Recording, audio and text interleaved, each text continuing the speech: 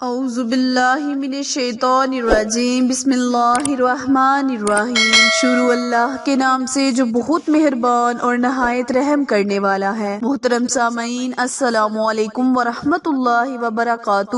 امید ہے آپ سب خیر و عافیت سے ہوں گے اور دعا گو ہوں کہ رب کریم ہمیشہ آپ کو صحت و تندرستی والی، ہزاروں خوشیوں والی، رحمتوں والی، برکتوں والی زندگی گزارنے کی توفیق عطا فرمائے۔ سامعین، آج میں آپ کے ساتھ شبان المعظم اور جمعرات کے دن کا بہت ہی خاص عمل شیئر کرنے جا رہی ہوں۔ پیارے بہن بھائیوں، جو آج میں آپ کے ساتھ عمل شیئر کروں گی، اس کی برکت سے اللہ کریم آپ کو جنت کے راستے پر چلا دے گا، نیکیوں کی توفیق دے گا، آپ کے نامہ اعمال میں نیکیوں کے پلڑے کو بھاری کر دے گا، کیونکہ آج کا عمل شبان المعظم کے بابرکت مہینے اور دنوں کا خاص عمل ہے۔ آپ اس عمل کو پہلی جمعرات کے دن یعنی شبان المعظم کی پہلی جمعرات کے دن سے شروع کر لے، انشاءاللہ پورا مہینہ اللہ کریم آپ پر رحمت برکت نازل فرمائے گا۔ پیارے بہن بھائیوں، یہ میں نہیں کہہ رہی، یہ خود اللہ کریم نے اور اللہ کے پیارے محبوب نے فرمایا کہ جو کوئی یہ عمل کر لے گا، اللہ پاک اس کی تمام مشکلیں پریشانیوں کو دور کرے گا اور اسے دنیا اور آخرت میں ہی جنت نصیب کرے گا۔ پیارے بہن بھائیوں، دنیا میں جنت کا مطلب یہ ہے کہ ہمیں ہر آسائش سے اللہ کریم، اللہ تعالی ہمیں ہر آسائش دے گا، ہمارے لیے ہر آسانیاں پیدا کرے گا۔ پیارے بہن بھائیوں، اگر ہو سکے تو آپ اس عمل کو پورا مہینہ کریں، ورنہ آپ شبان المعظم کے پہلے 10 دن کے اندر ہی اس وظیفے کو مکمل کر لیں۔ انشاءاللہ رب پاک آپ کی مشکلات اور پریشانیوں کو دور کرے گا، آپ کی تمام بگڑے ہوئے کاموں کو آسان کرے گا۔ اس وظیفے کو میرے وہ تمام بہن بھائی کریں جو چاہتے ہیں کہ اللہ پاک ان کے کاروبار کو وسیع فرمائے، اللہ کریم ان کے گھر کی تمام تنگ دستیوں کو دور کرے، اللہ پاک ان کے بچیوں اور بچوں کے اچھی جگہ رشتے ہو جائیں، جو پریشان ہیں ماں باپ وہ اس وظیفے کو کرے، جو بچیاں اپنے رشتے کے لیے پریشان ہیں وہ اس عمل کو کرے، اللہ کریم ان کی مدد ضرور کرے گا، کیونکہ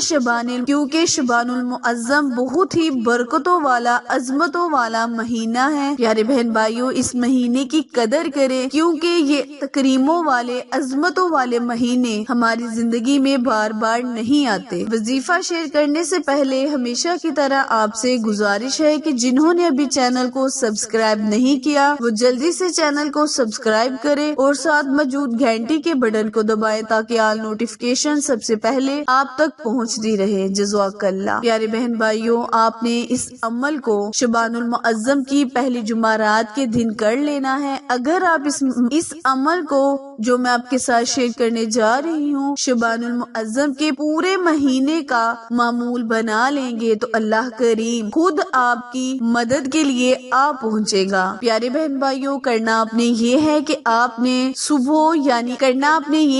جمعرات کے دن اس عمل کو 313 مرتبہ، کم از کم 313 مرتبہ اور زیادہ سے زیادہ 3000 مرتبہ شبان المعظم کے پہلے 10 دن کوئی بھی درود پاک، اگر آپ درود ابراہیم پڑھیں گے تو بہت ہی بہتر ہے، ورنہ آپ کوئی بھی چھوٹا درود پاک سیدنا محمد صلی اللہ علیہ وآلہ وسلم کو پڑھنے کا معمول بنا لیں۔ آپ اس عمل کو چلتے پھرتے باوضو حالت میں پڑھ سکتے ہیں، ہر نماز کے بعد پڑھ سکتے ہیں، اس میں کوئی قید نہیں، یعنی کہ وقت کی کوئی قید نہیں۔ آپ دن میں کسی بھی وقت کسی بھی نماز کے بعد چلتے پھرتے باوضو ہو کر درود ابراہیم پڑھے، نہیں تو کوئی بھی چھوٹا درود سیدنا محمد صلی اللہ علیہ وآلہ وسلم، سیدنا محمد صلی اللہ